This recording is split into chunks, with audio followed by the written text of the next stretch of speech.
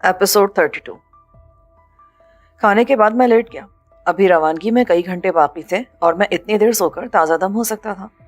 फिर मेरी आंख जगाए जाने पर खुली। एडू सर पर मुसल्लत था। बल्ब की जर्द रोशनी में उसके लबों की शफाक मुस्कुराहट नुमाया थी। उसने राइफल की नाल मेरे पाँव पे मारी। कुत्ते के बच्चे, बहुत ऐश कर ली है, अब तुझे असल सजा का पता चलेगा, चल उठ। एडू के गलीज मुंह से गलाजत उबल रही थी। सिर्फ उसका सलूक बताने के लिए काफ़ी था कि आगे मेरे साथ क्या होने वाला है। मैं उठ गया। एडू ने मुझे मुंह धोने की इजाज़त नहीं दी। मैं उसके साथ बाहर आया। उसी लम्हे मेरी गर्दन की बेल्ट बीप देने लगी। जॉन ग्रे को मुझसे दूर ले जाया जा रहा था। मैंने इस्तराब से एडू की तरफ देखा। चंद लम्हे बाद बीप दोहरी हो गई। मैंने बेताबी से कहा, जॉन को कहाँ लेके जा रहे हो? जहन्नुम में, और बहुत जल्द तुम भी वहाँ होगे। यानी तुम्हारे आबाई वतन में? इस बार मैंने लिहाज एक तरफ रखकर कहा। उसने खूंखार नजरों से मुझे घूरा और दांत पीसकर बोला, तुझसे बहुत सारे हिसाब साफ करने, तू आसानी से नहीं मरेगा। मैंने लापरवाही से कहा, बहुत सारे लोग दिल में ये हसरत लिए आसानी से इस दुनिया से चले गए हैं। चलो, तुम्हारे कस्बल ना निकाले तो मेरा नाम भी एडू नहीं। उसने मुझे आगे धक्का दिया। जब तक मैं उस जगह से बाहर निकला, बेल्ट से ट्रिपल बीप आने लगी थी। जाने जॉन ग्रे किस तरफ था, मैं उससे दूर जा रहा था या वो मुझसे दूर था। मैं दरवाजे में रुक गया। एडू ने अकब से मेरी कमर पर राइफल की नाल दे मारी। गुर्दे पर लगने वाली ज़रब ने मुझे कराहने पर मजबूर कर दिया, पर मैं अपनी जगह से नहीं हिला। मैं ज़रा इधर उधर हुआ ना तो ये बेल्ट फट जाएगी और मेरे साथ साथ तुम भी मारे जाओगे। किस तरफ है जॉन ग्रे? चलो हरामजादे। उसने एक बार फिर मेरी कमर को निशाना बनाना चाहा, मगर मैं बच गया। जब तक तुम ये नहीं बताओगे कि जॉन ग्रे किस तरफ है, मैं एक कदम भी आगे नहीं बढ़ाऊंगा। तुम मुझे मार सकते हो, लेकिन इस जगह से कदम हिला नहीं सकते। एडू का चेहरा गुस्से से लाल हो गया। उसने राइफल मारने के लिए उठाई, मगर कुछ सोचकर रुक गया। चलो, मैं तुम्हें उसी तरफ ले जा रहा हूँ। मैंने सोचा और बादल ने नाखास्ता सर हिला दिया। एक बार फिर खबरदार कर रहा हूँ, अगर बेल्ट फट गई तो तुम भी मरोगे। इसमें ताकतवर धमाका खेज मवाद है। उसने मुझे कुछ कहने के बजाय आगे धकेला। मैं उस तरफ चल पड़ा। जब बेल्ट की ट्रिपल बीप दोहरी बीप में बदली तो मैंने सुकून का सांस लिया। एडू किसी गजबनाक बैल की तरह फनकारता मेरे पीछे आ रहा था। कुछ देर बाद हम एक छोटे फौजी ट्रक के पास खड़े थे। जॉन ग्रे भी वहाँ मौजूद था। उसके बाजू का जख्म तकरीबन भर गया था। कर्नल अंगाराम्बू भी वहाँ पर था और खासा तैश में था। मेजर, तुम साइन ना करके रूल्स की खिलाफ वर्जी कर रहे हो। देखो कर्नल, हमारी हुकूमत जॉन ग्रे के बारे में इनकार कर चुकी है। गोया ये शख्स ऑफ द रिकॉर्ड हमारे पास है। इस सूरत में किसी किस्म की हवालगी की रसीद पर दस्तखत करने का सवाल ही पैदा नहीं होता। तुमने इसे मेरे हवाले कर दिया, तुम्हारी जिम्मेदारी खत्म। ये बात इतनी आसान नहीं है। हमारे रिकॉर्ड में 2 अफराद मेरी तहवील में है। अगर कल को उनके बारे में बासपुरस हुई तो मैं क्या जवाब दूंगा? कर्नल के एतराज़ पर मेजर शलाक ने लापरवाही से कहा, अपने रिकॉर्ड की दुरुस्तगी तुम्हारी अपनी जिम्मेदारी है। और हाँ, ये भी बता दूं कि बाज़ अफराद इस बात से खुश नहीं है कि फौजी हमले की इत्तला और मारे जाने वाले हमलावरों की लाशें मीडिया को क्यों दिखाई गई हैं। ये मामला तुम खामोशी से दबा सकते थे ताकि वो मजलूम बन जाते। कर्नल तलखी से बोला, मुझे मेरे फ़राइज़ पढ़ाने की कोशिश मत करो। मैं अच्छी तरह जानता हूं कि मुझे क्या करना है। तब अपना रिकॉर्ड दुरुस्त कर लो। मेजर ने बर्फीले अंदाज में कहा, फिर सिपाहियों को हुक्म दिया, इन्हें बिठाओ ट्रक में। मेरा मुंह क्या देख रहे हो? उसका इशारा मेरी और जॉन ग्रे की तरफ था। 4 सिपाहियों ने हाँक कर हमें ट्रक में सवार कराया। 6 व्हीलर ये ट्रक अकब से लकड़ी का बना था, जिसके दोनों तरफ लकड़ी की सीटें थीं। ये 4 सिपाही हमारे साथ जा रहे थे। मुझे और जॉन को अलग अलग बिठाया गया था और फिर हमारे हाथ और पाँव एक ही जंजीर से बांध दिए गए, इस तरह कि हम सीधे खड़े नहीं हो सकते थे और ना ही पाँव को फुट भर से ज़्यादा हरकत दे सकते थे। जॉन दबी जुबान में गालियाँ बक रहा था। गालिबन उसे अपना अंजाम करीब नजर आ रहा था। सिपाहियों में से शायद कोई भी अंग्रेजी से वाकिफ नहीं था, वरना जॉन की इस लाफ व गजाफ पर कोई रद्द-ए-अमल ज़रूर जाहिर करता। बेहतर है कि खुद पर काबू रखो। मैंने उसे खबरदार किया। मेजर शलाक सफ़ाक आदमी है और मुझे लगता है इंसानों के मामले में उसकी जहनियत तुमसे मुख्तलिफ नहीं है। जॉन ने मुझे घूर कर देखा पर बोला कुछ नहीं। उसकी जुबानों खामोश थी। ट्रक के अकबी समय एक बल्ब रोशन था। एक सिपाही मेरे दाएं बाएं था और ऐसे ही जॉन ग्रे के साथ वो बैठे थे। कुछ देर के बाद जॉन ने कहा, तुम्हारा क्या ख्याल है, ये शैलाक हमारे साथ क्या सलूक करेगा? गालिबन बदतरीन। मैंने इसके बारे में जो सुना है उससे कोई अच्छी तवक्को करना मुहाल है। कर्नल अच्छा आदमी था, जॉन ने सरदां भर कर कहा। मेजर के बारे में कहा जाता है ये लोमड़ी से ज़्यादा अय्यार और भेड़िए से ज़्यादा खूंखार है। इसे आगे बढ़ने के लिए अपने किसी साथी की लाश पर से गुजरना पड़े तो ये एक लम्हे के लिए भी नहीं सोचेगा। यानी सिर्फ रंग का फ़र्क है, तुम्हारी और इसकी सोच में कोई फ़र्क नहीं है? मैं हंस पड़ा। जॉन ने बदमस्की से मुझे देखा। ये मजाक का वक्त नहीं है, हमारी जान पर बनी है। मुझे शुबा है यह हरामजादा हमें रास्ते में मारकर किसी गड्ढे में दफना देगा। तुम्हें सिर्फ शुबा है, मुझे यकीन है कि वो यही करेगा। मफादात के इस खेल में आमतौर से आदमी का अंजाम कोई खतरनाक तारीख गढ़ा ही होता है, जिसका दाव चल जाए वो दूसरे को नहीं बख्शता। कुछ करो प्लीज, तुम कोशिश कर सकते हो, जॉन ने घबराए हुए अंदाज में कहा। मैंने अपने हाथ पैरों में बंधी हथकड़ियां देखी। इसके साथ मैं क्या कर सकता हूँ? यूसुफ, जहां तक मैंने तुम्हें देखा है तुम्हारे आसाब काबिल रश्क हद तक मजबूत है। तुम मुश्किल तरीन सूरत हाल में भी खुद पर काबू रखते हो और मुश्किलात का हल निकाल लेते हो। ऐसे लोग चूहे की मौत नहीं मरा करते, बशर्ते ये कि वो चूहों के कैदी ना हो। मैंने तंज किया। देखो, मैंने जो कुछ तुम्हारे साथ किया वो मेरी मजबूरी थी। अब जिंदा रहना हम दोनों की मजबूरी है। मैं तुम्हें नहीं छोड़ सकता कि तुम मेरी ज़रूरत हो। इसी तरह तुम भी मुझे नहीं छोड़ कर जा सकते कि मेरे बगैर तुम जिंदा नहीं रह सकते। इसलिए मुझ पर तंज करने के बजाय इस मसले का कोई हल तलाश करो, यानी फरार, मैंने धीमे लहजे में कहा। अचानक जॉन ग्रे ने रवा फारसी में पूछा, क्या तुम्हें फारसी आती है? किसी हद तक, मैंने अपनी काम चलाओ फारसी में कहा। इस वक्त तुमने मुझे हैरान कर दिया है। महापारा ने मुझे फारसी सिखाने की कोशिश की थी, मगर मुझे उस जुबान में खास दिलचस्पी नहीं थी। फिर भी मैंने इतना अबूर हासिल कर लिया था कि समझ और किसी हद तक बोल लेता था। जॉन का लहजा मुख्तलिफ था, वरना वो बिल्कुल दुरुस्त फारसी बोल रहा था। उसने लापरवाही से कहा, ये कोई खास बात नहीं है, मैं और भी कई बैनुल अक़वामी ज़ुबानों पर अबूर रखता हूँ। अब हम एहतियातन फारसी में बात करेंगे। ये बताओ कि इन लोगों पर काबू पा सकते हो? मुश्किल है, चारों तरबियत याफ्ता और मुसल्लह फौजी हैं। इन बंधे हाथों के साथ मैं ज़्यादा से ज़्यादा एक दो को काबू कर सकता हूँ, बाकी मुझे फ़ौरन गोली मार देंगे। जॉन ने किसी कदर मायूसी से कहा, काश मैं लड़ने भिड़ने वाला आदमी होता। नहीं हो, इस पर भी तुम्हारे शौक का ही आलम है। नीचे ना जाने क्या मज़ाकरात जारी थे। ट्रक कोई आधे घंटे के बाद हरकत में आया। फौजी कैंप से बाहर निकलते ही कच्चा रास्ता था जिस पर बेपनाह झटके लग रहे थे। साफ जाहिर था कि मेरी बात उनकी समझ में नहीं आ रही थी। फिर उनमें से एक ने, जो मेरे दाएं तरफ बैठा था, हुर्राकर मकामी जुबान में कुछ कहा।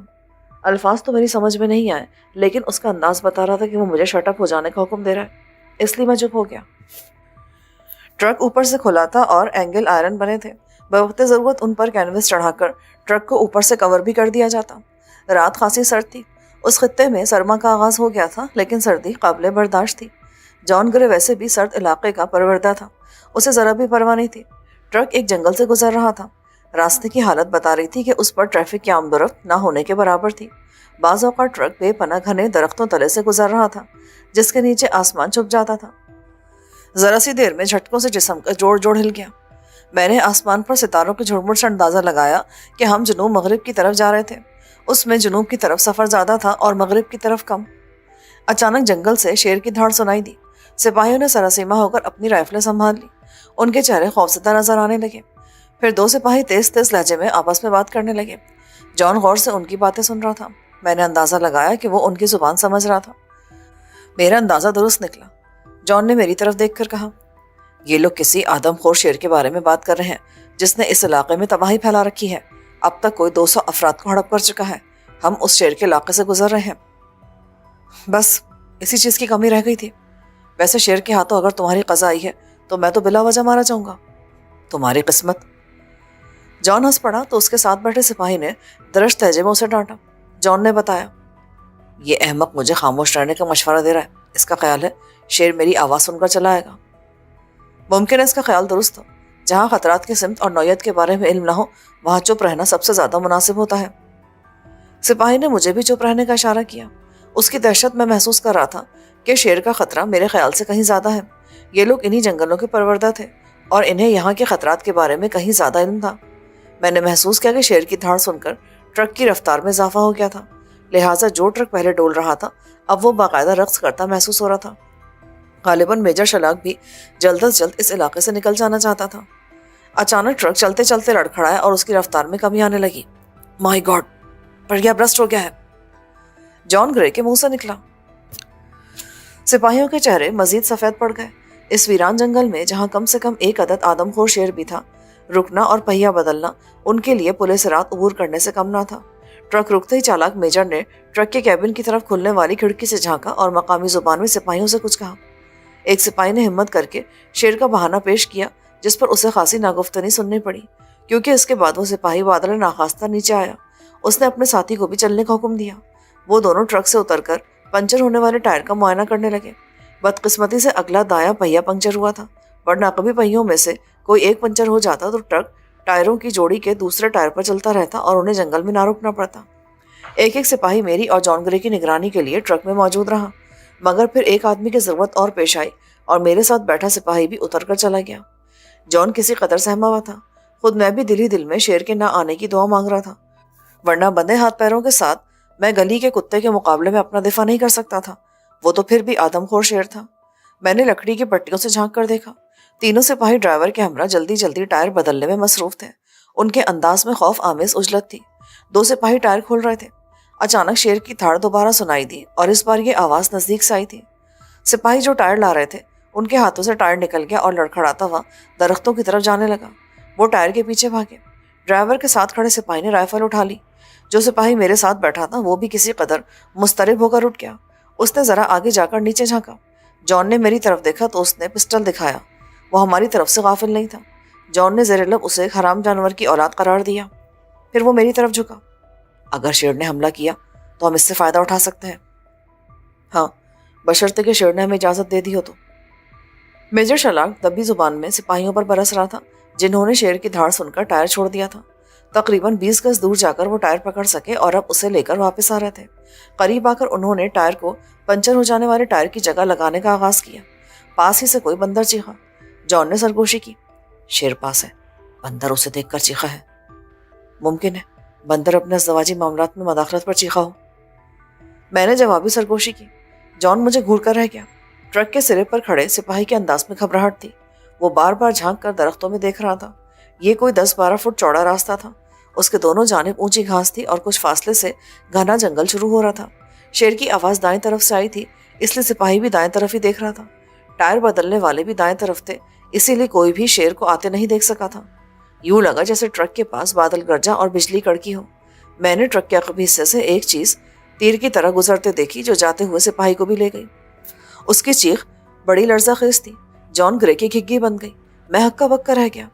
इतना जसीम शेर ना तो मैंने टीवी, फिल्म या तस्वीर में देखा था और ना ही किसी चिड़ियाघर में। जंगल में खुला शेर देखने का यह पहला मौका था, और वो भी आदमखोर शेर। मजीद बरा वो आपके सामने एक लंबे तिरंगे जवान को किसी गुड्डे की तरह उठाकर ले गया हो तो आपकी हालत का अंदाजा लगाया जा सकता है। सिपाही की दिल दहलाने वाली चीख ने ट्रक के अगले हिस्से में खलबली मचा दी। शेर सिपाही को लेकर लम्हों में घास में गायब हो गया और गालिबन फौरन ही उसका काम भी तमाम कर दिया, क्योंकि पहली चीख के बाद उसकी तरफ से कोई और आवाज़ नहीं आई थी। फायर करो, फायर करो। मेजर के चिल्लाने की आवाज़ आ रही थी।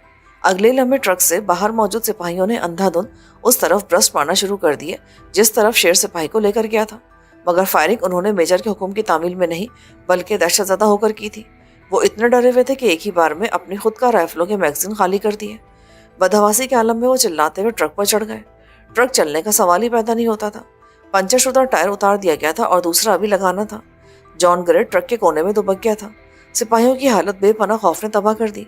हालांकि वो तरबियत याफ्ता थे और खुद का राइफलों से मुसल्लह थे, जिनका एक ही ब्रस्ट शेर को मौत की घाट उतार सकता था। ट्रक के कैबिन से मेजर चिल्ला चिल्ला कर उन्हें टायर चढ़ाने को कह रहा था, मगर सिपाही उसके हुक्म की तामील में जान से गुजरने को तैयार नहीं थे। उन्होंने उजलत में अपनी राइफलों के नए मैगजीन लोड किए और जंगल की तरफ देखने लगे। शेर ने धोखा दिया था। वो उस तरफ से नहीं आया था जहां से उसकी आवाज़ आई थी। ये बात आम मुशाहिदे में आती है, जो जानवर इंसान दुश्मनी पर उतर आए वो अपने हम नस्लों के मुकाबले में ज़्यादा अयारी और चालाकी का मुजाहरा करता है। आदमखोर शेर भी मक्कारी दिखा रहा था। ड्राइवर वापस कैबिन में घुस गया। हालांकि वो जगह भी महफूज नहीं थी। अगर शेर हमला करता तो विंडशील्ड उसे रोक नहीं सकती थी, मगर मेरे ख्याल में शेर अपनी गज़ा लेकर जा चुका था, इसलिए उन लोगों को इस तरह खौफज़दा नहीं होना चाहिए था। मैंने चिल्लाकर मेजर से कहा, तुम भी बाहर आ जाओ, अंदर बैठने से कुछ नहीं होगा, शेर जा चुका है। कैबिन की खिड़की से मेजर शलाक का मतौहिश चेहरा नमूदार हुआ। उसने डर कर ये मुख्तसर से खिड़की भी बंद कर रखी थी, हालांकि उससे शेर का पंजा भी नहीं गुजर सकता था। बको मत, तुम उस शेर को नहीं जानते। पिछले 1 साल में ये 200 से ज़ायद अफराद को हलाक कर चुका है। ये आदमखोरी नहीं, इंसानों का दुश्मन भी है। अगर किसी जगह 1 से ज़्यादा आदमी हो तो वो एक को हलाक करके मुतमईन नहीं होता, बल्कि दूसरों को भी हलाक करने की कोशिश करता है। चंद हफ्ते पहले इसने जंगल में काम करने वाले 5 मजदूर हलाक कर दिए थे। फिर भी उससे बचने की ये कोई अच्छी हिकमत अमली नहीं है। तुम लोग कब तक ऐसे दुबके रहोगे? मेजर ने मकामी जुबान में सिपाहियों को नीचे जाने और टायर लगाने का हुक्म दिया, मगर शेर का खौफ उन पर हावी था। उन्होंने एक बार फिर इनकार कर दिया। मेजर ने उन पर पिस्टल तान लिया और गजबनाक लहजे में अपना हुक्म दोहराया तो वो बादल नाखास्ता हरकत में आए। उन्होंने आपस में हिकमत अमली बनाई और नीचे उतर गए। दो ने पहिया संभाला और एक पहरा देने लगा। अगर मेजर और ड्राइवर भी नजर रखने वालों में शामिल हो जाते तो शायद चंद लम्हे बाद वाला सानहा ना होता। वो बदस्तूर कैबिन में दुबके हुए थे। निगरानी करने वाला सिपाही पूरी तरह होशियार था, मगर शेर ने इतनी फुर्ती से हमला किया कि उसे मदाफियत का मौका ही ना मिल सका। शेर सीधा उस पर आ पड़ा था। मैंने उसे घास से बुलंद होते देखा। सिपाही अपनी राइफल का ट्रिगर भी ना दबा सका और शेर ने लम्हे में उसकी गर्दन मरोड़ दी। बकिया दो सिपाही दहशतज़दा ट्रक के अकबी हिस्से की तरफ भागे। एक को 2 कदम से ज्यादा जाना नसीब नहीं हुआ। शेर का पंजा उसकी कमर पर पड़ा और उसकी रीढ़ की हड्डी के 2 टुकड़े हो गए। उसका तड़पता फड़कता छोड़कर शेर तीसरे की तरफ लपका, जो घिघियाती आवाज निकालता ट्रक पर चढ़ने की कोशिश कर रहा था। हालांकि यहाँ पर आकर भी वो शेर से नहीं बच सकता था। शेर ने उसकी कमर पर अपना फुट भर चौड़ा पंजा मारा तो वो चीख मारकर नीचे गिर गया। उसी लम्हे मेजर ने पहली बार किसी कदर जुर्रत का मुजाहरा किया। उसने ट्रक का दरवाजा खोलकर शेर पर मुसलसल फायर किए।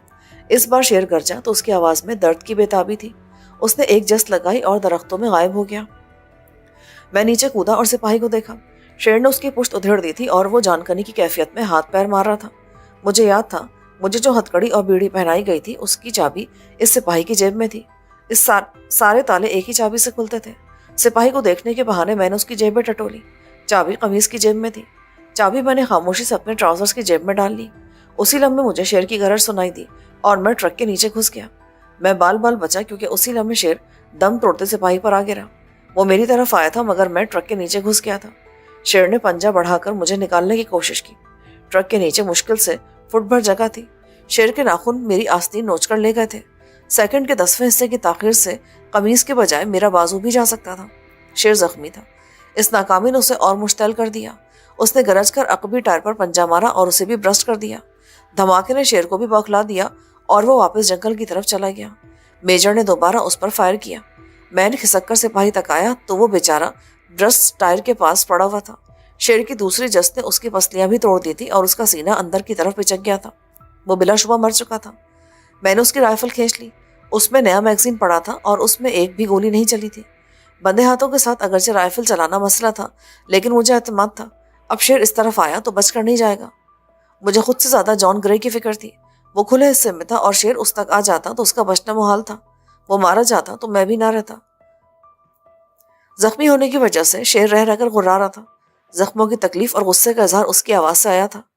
उसका फायदा यही था कि मुझे उसकी सिमत का एहसास हो रहा था। वो रास्ते के दाएं तरफ तकरीबन 200 गज के फासले पर जंगल में कहीं मौजूद था। जख्मी और गुस्से में होने के बावजूद वो इतना बेताब नहीं था कि खुलकर सामने आता। वो उस हिमाकत का खमियाजा भुगत चुका था। मैं ट्रक के नीचे से निकल आया और अकबी हिस्से पर चढ़ गया। मेरे हाथ में राइफल देखकर शलाक ने मुझे ललकारा, राइफल फेंक दो वरना गोली मार दूंगा। तुम्हारा तो दिमाग खराब हो गया है। शेर आ गया तो मैं उससे रहम की दरख्वास्त करूंगा क्या? फिर मैं भौचक्का रह गया। जॉन ग्रे गायब था। वो ट्रक के अकबी हिस्से में नहीं था। जॉन ग्रे कहाँ है? मैंने चिल्लाकर शलाक से पूछा। उसे शेर ले गया क्या? मैं यहाँ हूं। जॉन ग्रे ट्रक के कैबिन से बोला। मैं एक बार फिर दम बखुद रह गया था। मुझे कतई पता नहीं चला कि कब जॉन ग्रे ट्रक के कैबिन से चला गया। उसने बड़ी फुर्ती दिखाई। गालिबन जब शेर ने मुझ पर हमला किया तो जॉन दूसरी तरफ से उतरकर कैबिन में चला गया था। मैं कैबिन की छत पर चढ़ गया। मेजर, चारों तरफ नजर रखो। मैं दाएं तरफ और अकब में देख रहा हूँ। मैंने मेजर से कहा। शेर के खतरे ने उसे मजबूर कर दिया था कि वो मेरी हिदायत पर अमल करे। उसमें खुद इतनी हिम्मत नहीं थी कि बाहर निकलकर शेर का सामना करता। उसने अपनी बुज़दिली की वजह से अपने 4 साथियों को मौत की वादी में धकेल दिया था और अब भी हिम्मत दिखाने के लिए तैयार नहीं था। वो मुझ पर तकिया ज़रूर कर रहा था, लेकिन मेरी मदद के लिए बाहर आने को तैयार नहीं था। उसे शेर का खौफ तो था ही, साथ ही ये डर भी था कि मैं शेर के बजाय उससे छुटकारा हासिल कर लूँ। शेर आसपास गुर्रा रहा था। उसकी आवाज़ कभी नज़दीक आ जाती और कभी दूर चली जाती। अचानक वो खामोश हो गया और मुझे अपने रोंगटे खड़े होते महसूस हुए। शेर चला गया था या आसपास कहीं हमले के लिए पर तोल रहा था। इस खामोशी से मुझे लग रहा था कि कीना परवर शेर जब तक हम में से हर एक को नहीं मारेगा चैन से नहीं बैठेगा। अचानक शलाक के चिल्लाने की आवाज़ आई। मैं बौखला कर मुड़ा। शेर जैसे हवा में उड़ता मेरी तरफ आ रहा था। मैं घबराकर पीछे हटा। मेरे पांव तले जमीन निकल गई। मेरे पांव तले से जमीन निकल गई थी और मैं जैसे खला में तैर रहा था। जमीन अपनी जानिब खींच रही थी और हवा मुझे उड़ाकर ले जाने की कोशिश कर रही थी। رفتہ رفتہ کشش غالب آنے لگی اور میں زمین پر اترنے لگا. پھر اپنے جسم تلے ٹھوس چیز کا احساس ہوا. میں جاگ گیا تھا.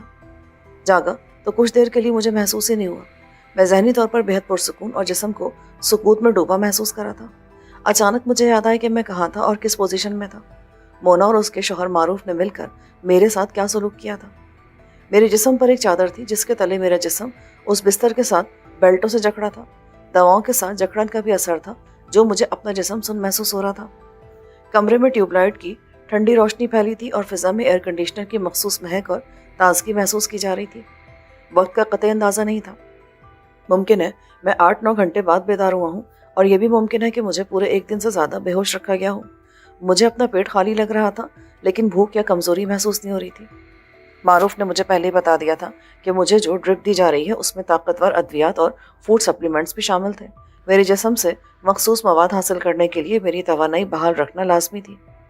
تقریباً 15 منٹ بعد ڈاکٹر مونا کمرے میں آئی. وہ نہا دھو کر تر و تازہ ہو کر آئی تھی. اس نے گیلے بال کھلے چھوڑ دیے تھے اور ایک مختصر سا باتھ روب اس کے دلکش بدن پر تھا. باتھ روب مشکل سے نصف رانوں تک تھا اور گاؤن کا گریبان بھی خاصا کشادہ تھا. وہ لچکتی مٹکتی میرے پاس آئی اور خاص زاویے سے میرے اوپر جھکی. مجھے بے اختیار ڈاہول پڑنا پڑی. کیا خیال ہے ہیرو؟ اس نے میری آنکھوں میں جھانکا. آسانی سے مانو گے یا مجھے کوئی دوسرا حربہ استعمال کرنا پڑے گا؟ مثلاً کیا اب بھی کوئی حربہ باقی رہ گیا ہے؟ وہ پاس رکھ کے الماری تک گئی اور ایک انجیکشن کا سیٹ لے کر آئی. یہ حربہ باقی ہے. جنسی تحریک کے لیے اس سے زیادہ خطرناک دوا آج تک نہیں بنی. ایک انجیکشن دے دیا نا تو صرف آدھے گھنٹے کے اندر اندر تم. اس کی آگے کی ساری بات طبی ٹیکنکس پر مبنی تھی لیکن اصل میں وہ فحاشی کے زمرے میں آتی تھی. میری مجبوری یہ تھی کہ میں اپنے کان بند نہیں کر سکتا تھا. آخر میں اس نے انجیکشن کا سیٹ میرے سینے پر پھیرتے ہوئے کہا, اگر تم نے پھر بھی مزاحمت کی تو فشار خون سے دماغ کی نس پھٹ جائے گی. تم مر جاؤ گے یا ساری عمر کے لیے پیرالائز ہو جاؤ گے. مجھے مرنا منظور ہے لیکن اس مکروہ مقصد کے لیے استعمال ہونا میں ہرگز پسند نہیں کروں گا. اس کے ہونٹوں کی مسکراہٹ غائب ہو گئی. مجھے اندازہ نہیں تھا کہ تم اس قدر ضدی ثابت ہوگے ورنہ گزشتہ رات ہی تمہیں یہ انجیکشن لگا دیتی. دیکھو مونا, اگر تم یہ کام کرنا چاہتی ہو تو شوق سے کر گزرو, دھمکیاں مت دو. سنو, میں وعدہ کرتی ہوں تمہیں نوازوں گی بھی اور آزاد بھی کر دوں گی. مجھے معلوم تھا میں اس کی بات مانوں یا نہ مانوں میرا انجام ایک ہی ہوتا. یہ لوگ کسی ایسے شخص کو زندہ چھوڑنے کا خطرہ مول نہیں لے سکتے تھے جو ان کے سیاہ کرتوتوں سے واقف ہو. ان کا اپنے کاروبار کے بارے میں کھل کر بتانا ظاہر کرتا تھا کہ وہ میرے بارے میں فیصلہ کر چکے تھے. مونا نے انجیکشن واپس الماری میں رکھ دیا. مجھے اس کھیل میں مزہ آنے لگا. میں دیکھتی ہوں تم کب تک مزاحمت کرتے ہو. اس نے جھک کر میرا بوسہ لیا اور متوالی چال چلتی واپس چلی گئی. میں نے سکون کا سانس لیا ورنہ میں ڈر رہا تھا کہ کہیں وہ مجھے انجیکشن نہ لگا دے. اپنے بارے میں مجھے خوش فہمی نہیں تھی. میں کوئی سپر مین نہیں تھا. میری صحت عام نوجوانوں سے کہیں بہتر تھی اور حسن علی نے مجھے بہت کچھ سکھایا بھی تھا, مگر میں کسی بھی معاملے میں ایک حد تک ہی مزاحمت کر سکتا تھا. ممکن ہے اس طاقت انجیکشن میری قوت برداشت کو شکست دے جاتا. اس کے باوجود میرے ضمیر نے گوارا نہیں کیا کہ ان انسان نما حیوانوں کے سامنے جھک جاؤں.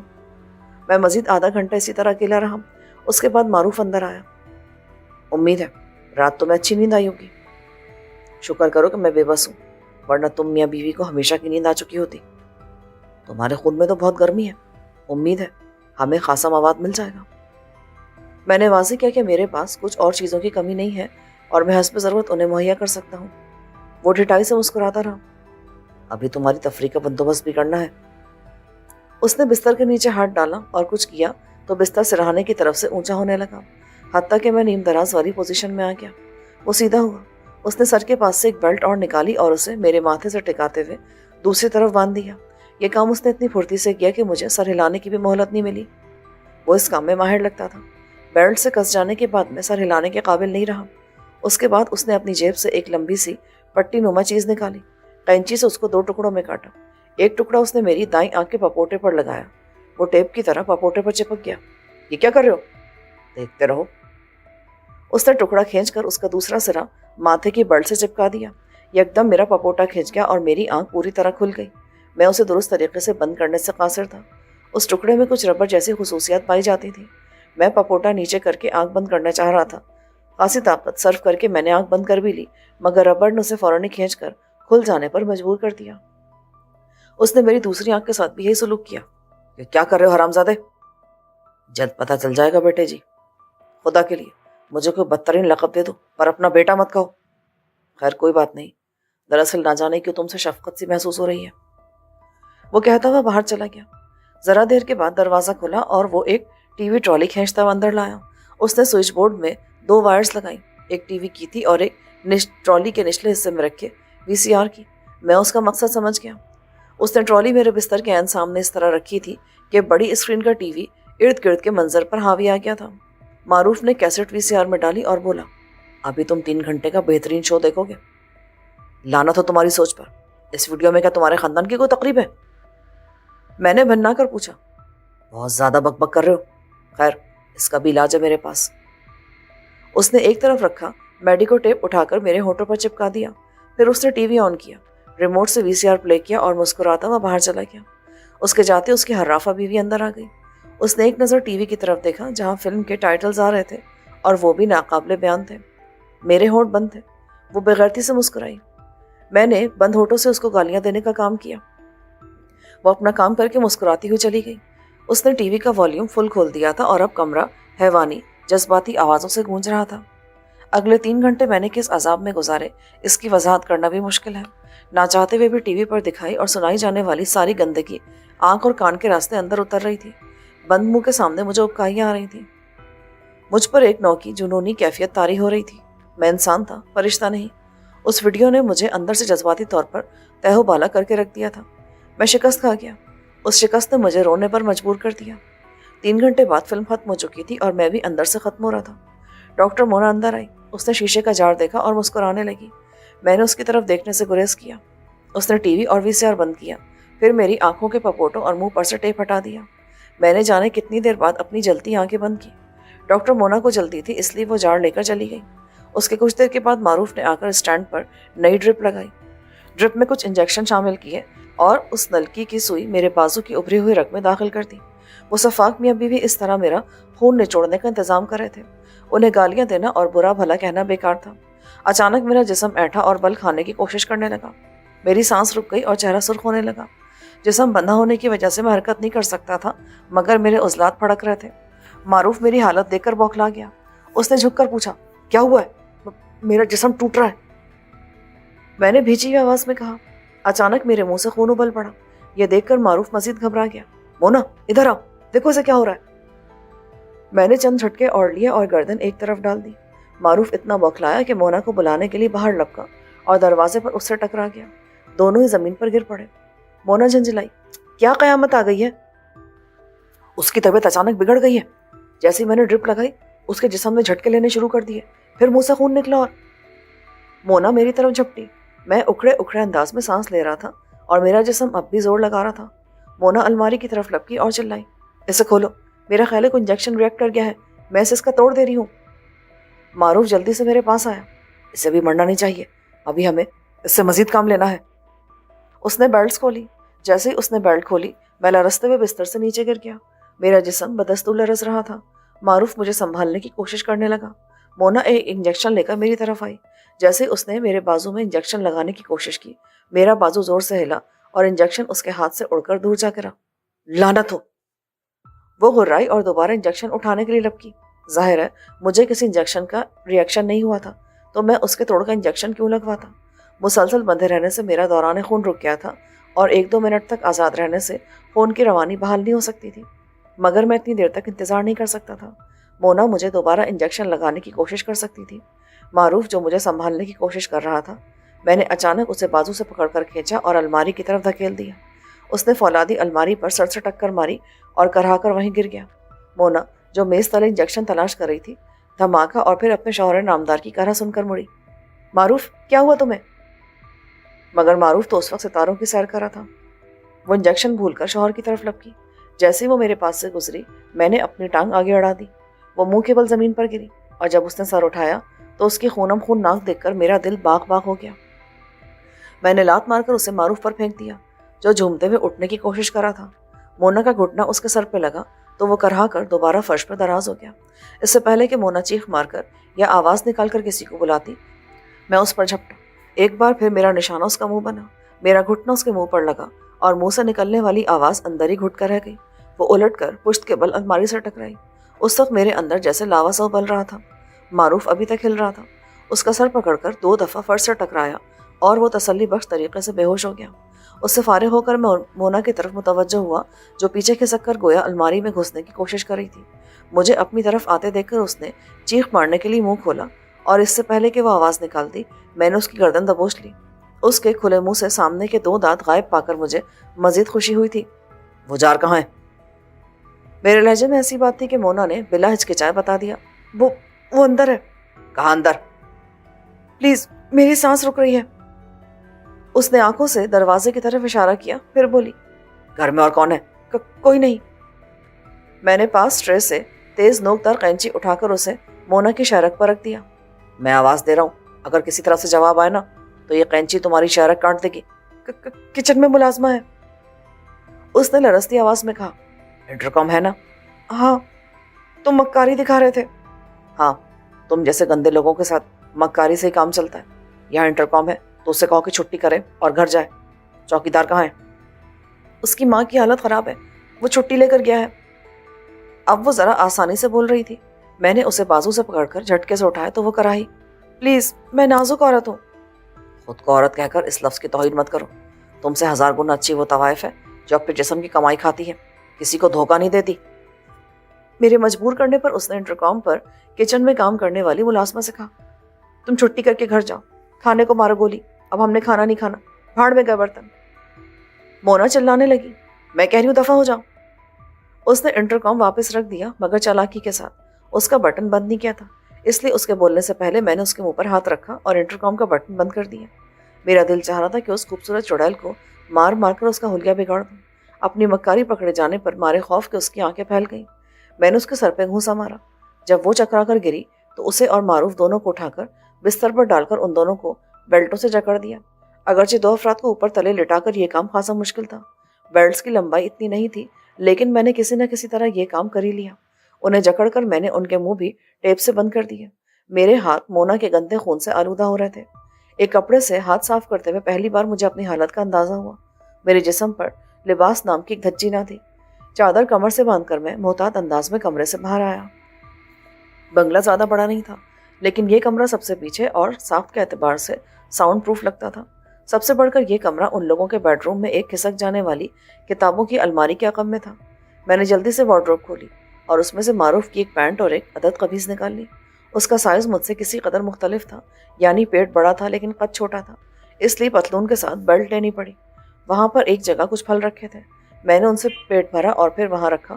فون اٹھا کر ایبٹ آباد کا نمبر ملایا. فون مہاپارا نے اٹھایا. ہیلو، کون بات کر رہا ہے؟ اس کی آواز سست تھی. ایک مظلوم بن ماں باپ کا بچہ. میں نے دردناک لہجے میں کہا. یوسف کہاں تھے؟ ماں کا خیال بھی نہیں آیا. وہ پھوٹ پھوٹ کر رونے لگی.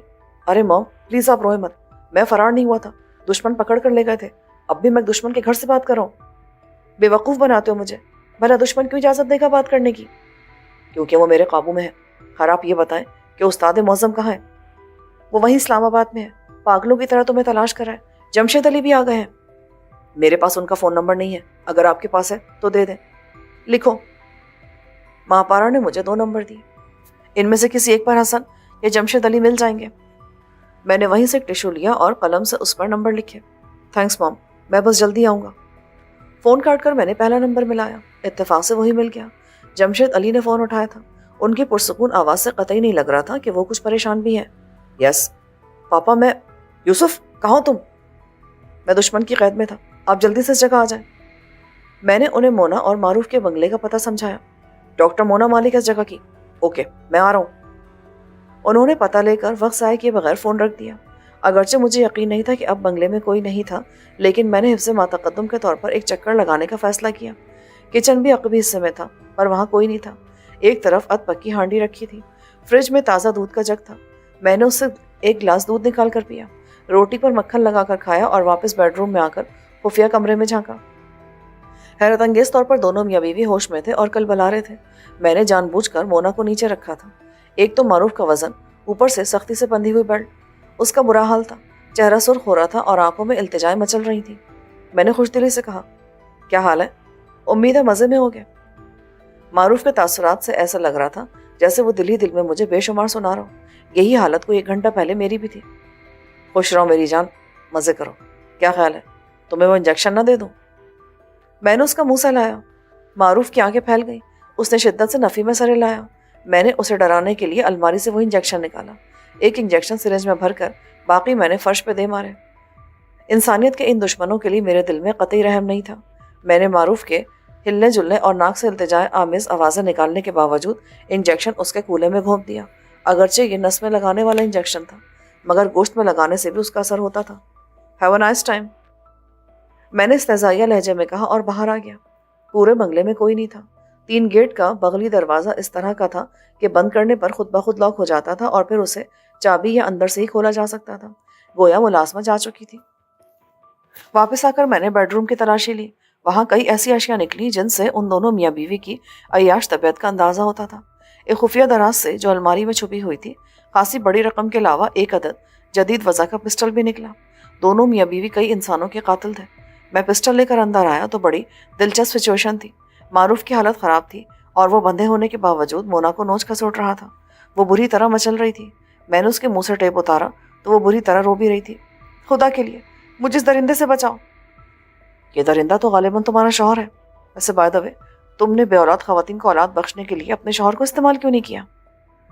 اس نے نفرت سے اپنے شوہر کی طرف دیکھا اور تلخی سے بولی, اس میں اولاد پیدا کرنے کی صلاحیت ہے ہی نہیں. اس انجیکشن کا کیا رد عمل ہوگا؟ میں نے غور سے معروف کو دیکھا. اس کے باوقار نظر آنے والے چہرے سے نقاب اتر گیا تھا اور وہ مجنونہ انداز میں اپنی بیوی کو نوچ کھسوٹ رہا تھا. یہ مر جائے گا اگر اسے اپنا غبار نکالنے کا موقع نہ ملا تو. کیا خیال ہے موقع دے دوں اسے؟ نہیں. وہ خوفزدہ ہو گئی, مگر میں نے معروف کی بیلٹ کھول دی. ہاتھ آزاد ہوتے اس نے باقی بیلٹس خود کھول لینا تھی. اس سے پہلے میں باہر آ کر دروازہ بند کر چکا تھا, مگر مونا کی چیخیں اس وقت سنائی دینا بند ہوئی تھی جب میں نے کھسکنے والی الماری دروازے کے سامنے کر دی. میرے لیے اندازہ کرنا مشکل نہیں تھا کہ معروف اس کا کیا حال کر رہا ہوگا. بہرحال وہ سلوک کی مستحق تھی. تقریباً 1 گھنٹے بعد کال بیل بجی. میں نے جا کر دروازے کی جھری سے دیکھا اور جمشید علی کی صورت نظر آتے ہی دروازہ کھول دیا. جمشید علی اندر آئے تو میں بےتابی سے ان کی طرف لپکا. میرا خیال تھا کہ وہ مجھے گلے لگا لیں گے, مگر انہوں نے سرد سے انداز میں میری طرف دیکھا تو میرے قدم خود بخود رک گئے. یوسف تم ٹھیک ہو نا؟ وہ عام سے لہجے میں بولے. جی پاپا. میں نے مایوسی سے کہا, وہ عورت کہاں ہے جس نے تمہیں قید کیا تھا؟ وہ اندر ہے. میں نے اٹک کر کہا, میں جمشید علی کو کیسے بتاتا کہ اندر مونا کس حال میں ہے اور اس کا شوہر اس کے ساتھ کیا سلوک کر رہا ہے؟ جمشید علی کے ساتھ سیاہ رنگ کی بڑی سی وین میں 4 افراد بھی آئے تھے. ان میں حسن علی نہیں تھا. جمشید علی نے انہیں حکم دیا کہ بنگلے کے اندر جا کر دیکھیں. میں نے انہیں بتایا کہ خفیہ کمرہ بیڈ روم میں کتابوں کی الماری کے عقب میں ہے. الماری کھسک جاتی ہے اور وہ دونوں میاں بیوی وہیں قید ہیں. جمشید علی اندر آئے. میں انہیں مختصراً بتانے لگا کہ میرے ساتھ کیا ہوا تھا. میرا خیال تھا کہ ساری بات سن کر وہ ارشد باللہ اینڈ گروپ کے خلاف غیظ و غضب کا اظہار کریں گے, مگر اس کے بجائے انہوں نے کہا, تمہیں یہ حماقت کرنے کو کہا کس نے تھا؟ پاپا مجھے بے خبری میں عقب سے حملہ کر کے بے ہوش کیا گیا, ورنہ میں ان کے قابو میں آسانی سے نہیں آتا, اور اب بھی ان کی لاشیں تباہ ہونے والی کوٹھی میں پڑی ہیں. میں اس کی بات نہیں کر رہا. تمہیں ایبٹ آباد چھوڑ کر اسلام آباد آنے کی ضرورت کیا تھی؟ پاپا ماریا میری جان بچانے کے لیے اپنی جان پر کھیل گئی, کیا میں اس کے لیے اتنا بھی نہیں کرتا؟ یہ سب جذباتی باتیں ہیں. تمہاری یہاں موجودگی سے اسے کوئی فائدہ نہیں ہوا, الٹا تم مصیبت میں پڑ گئے. تمہاری قسمت اچھی تھی کہ بچ گئے, ورنہ مجھے امید نہیں تھی کہ وہ اپنا مطالبہ منوانے کے بعد بھی تمہیں چھوڑ دیتے. انہوں نے آپ سے کیا مطالبہ کیا تھا پاپا, اور کیا آپ کو کوئی دھوکہ دے سکتا ہے؟ وہ مجھے مجبور کر رہے تھے کہ محمود نظامی کی طرف سے لکھوائی گئے FIR واپس لے لوں اور اپنا اثر و رسوخ استعمال کر کے بلے اور اس کے ساتھیوں کو رہا کرواؤں. تو کیا آپ نے ان کا کام کر دیا؟ نہیں, میں نے ان سے مطالبہ کیا تھا کہ تمہاری تازہ ترین پوزیشن کنفرم کریں, تب میں ان کے کام آؤں گا, اور وہ ایسا نہیں کر سکے. میں پہلی بار مسکرا دیا. میں ان کے قبضے میں ہوتا تو وہ میرے ہونے کا ثبوت دیتے. ویسے ان کا مجھے رہا کرنے کے بجائے مار کر دفن کرنے کا ارادہ تھا. ایسا کر کے وہ اپنے اور اپنے خاندان والوں کے لیے قبریں تیار کر لیتے, لیکن اس کا مجھے کوئی فائدہ نہیں ہوتا. اب آپ ان کے خلاف کیا کریں گے؟ کچھ نہیں. وہ بولے تو میں ایک بار پھر حیران رہ گیا. میں ان کے بڑوں سے ملاقات کر کے ان سے ضمانت حاصل کر لوں گا. اب کوئی تمہاری طرف آنکھ اٹھا کر بھی نہیں دیکھے گا. تم پوری توجہ اپنی تعلیم کی طرف دو, اور اب بلا ضرورت ایبٹ آباد سے باہر مت آنا. مجھے دکھ ہو رہا تھا. ماریا نے میرے لیے قربانی دی تھی. میں نے پاپا سے اس کے بارے میں پوچھا, کیسی ہے ماریا؟ اس کی حالت خطرے سے باہر ہے. اس کا آپریشن ہوا ہے. ڈاکٹروں نے ریڑھ کی ہڈی کے مہرے سیٹ کر دی ہیں. 2 روز بعد اسے امریکہ روانہ کیا جائے گا. मैं वापस जाने से पहले उससे मिलूंगा। आज रात तक तुम वापस चले जाओगे, उससे पहले जो करना है कर लो। थैंक यू पापा। फिर मुझे हनीफ का ख्याल आया। मैंने जमशेद अली को उसके बारे में बताया। पापा, उसने अपनी जान पर खेलकर मुझे आज़ाद कराया। मैंने उससे वादा किया था कि उसके बीवी बच्चों का ख्याल रखूंगा। वो पहली बार मुस्कुराए। बरखुरदार, तुम्हारे लिए जान देने वालों की तादाद बढ़ती जा रही है। बहरहाल तुम उसके बीवी बच्चों की तरफ से बेफिक्र रहो, अब वो मेरी जिम्मेदारी है। कुछ देर में जमशेद अली के आदमी मोना और मारूफ को बाहर ले आए। ज़ाहिर है इससे पहले उन्हें माकूल हुलिया में लाना पड़ा था। मोना की हालत ख़राब थी, उससे सही से चला भी नहीं जा रहा था और वो मुसलसल बच्चों की तरह रो रही थी। मैंने ज़रा झिझक कर जमशेद अली को उसके स्याह कारनामे सुनाए। पापा, ये इस काबिल है कि इन्हें सरेआम फांसी पर लटकाया जाए। ये कितने नौजवानों को अपने मकरू मकासद की भेंट चढ़ा चुके हैं। जमशेद अली ने सर हिला दिया। मारूफ अब बेहद खौफजदा नजर आ रहा था। जमशेद अली उन्हें सिर्फ पुलिस के हवाले भी कर देते तो भी वो तबाह होकर रह जाते। जमशेद अली ने मारूफ से पूछा, कब से कर रहे हो धंधा और कितने अफराद को मार चुके हो अब तक?